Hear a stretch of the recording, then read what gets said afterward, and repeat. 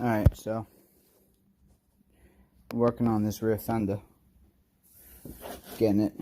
I wire brushed all the paint off because I don't have any more 80 grit, so that's why she's a little rough, but still sand out. I had one of these bumps right here. Took a hammer and dolly to that.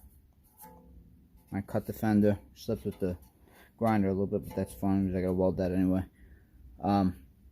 So next thing I'm gonna do is I'm gonna outline this, and this is gonna get cut out, and then I'm most likely, instead of using a new piece of sheet metal, since this is a hump, what I'm gonna do is I'm gonna take a hammer and dolly to this piece once I cut it out, which will expand it, and it should give me everything I need as far as patching it back together.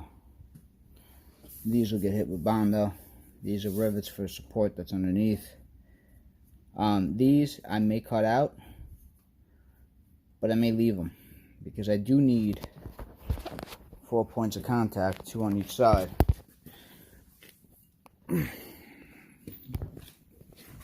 Zoomed in a little close. That's as far as I can zoom out. I do need 4 points of contact to hook it up to the swing arm. Excuse me. So I may leave those. I may leave these and not fill them yet. I don't know yet, because if I leave these holes, I could put a nut right there and weld a nut into it. I actually might have to even make them bigger to weld a nut to it. Or I may leave them that size and weld a nut on the surface from the back, so that they're around the same plane as these holes, because these are tapped. These are basically bolts. These are basically,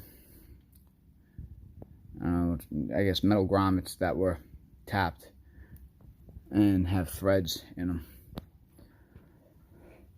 So that's the next step of shaping this fender. This fender used to be a duck fin fender, just like the Harley. How that one's got a ducktail fender. I cut that off. I cut it to shape.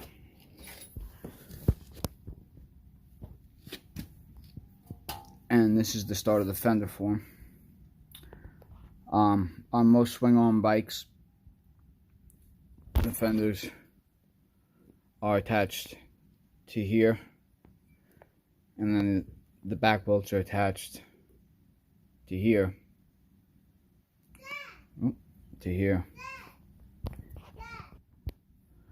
and then attached to here, and they're usually about 3 inches high, 3 inches higher, so that when the tire bounces, the wheel bounces, I should say, the swing arm moves up and there's tire clearance. However, that's not really a nice clean look. I mean, when you have it right now for a spacer, I'm using Jesse James' method of just a couple of shop towels as spacers to get it where I want it to look on the rear tire, just enough space for tire expansion.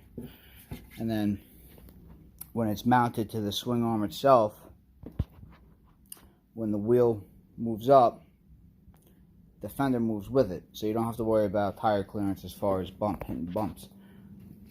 You can see it's a little harder to see on the Harley because we went to Bear Mountain the other day and I had to put the detachable sissy bar on with the suction cup pad, but you can see how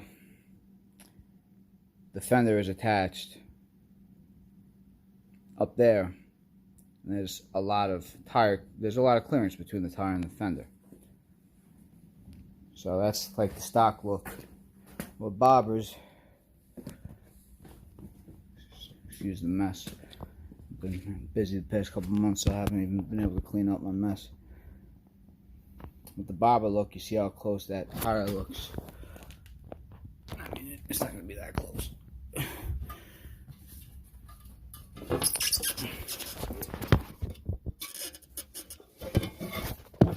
the blanket real quick. probably raise it up just a little bit more.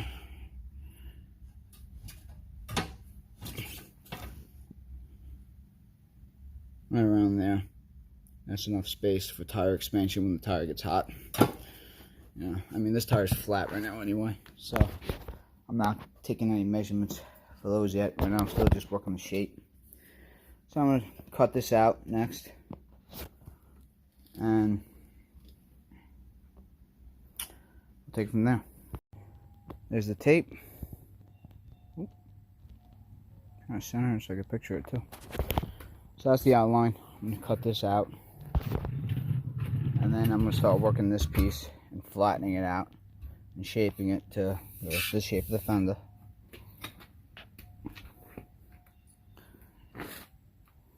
And then I'm going to weld it back on. I got my little man washing the Jeep right now, so keep him busy while I'm busy. I'll be back.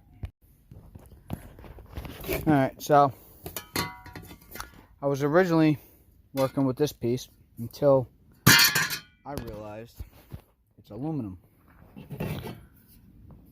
And you can't weld aluminum to steel. So what I did was, I did wind up using that piece.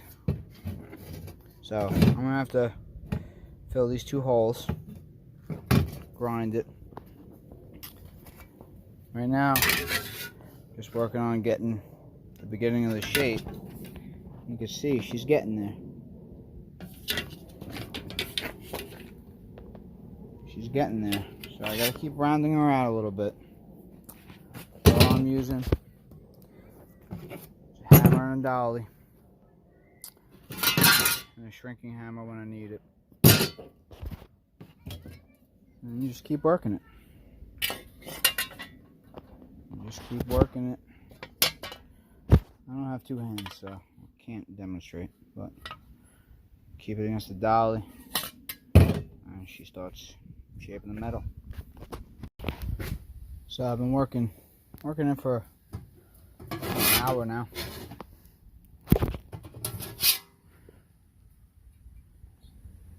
I got it pretty damn good. Now I just gotta